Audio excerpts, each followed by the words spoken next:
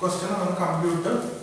-1, 4, -6, 8, 5, 16, 2, 8, 5 plus matrix 12, 7, 6, 8, 0, 5, 3, 2, 4. ഇത് add ചെയ്യാനാണ് question.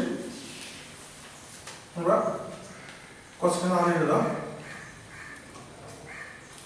-1, 4, -6, 8, 5, 16, 2, 8, 5 plus 12, 7, 6, 8, 0, 5, 3, 2, 4 equal to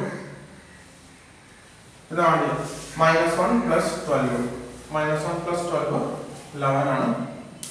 ഇനി 4 plus 7 that is 11. -6 plus 6 was 0.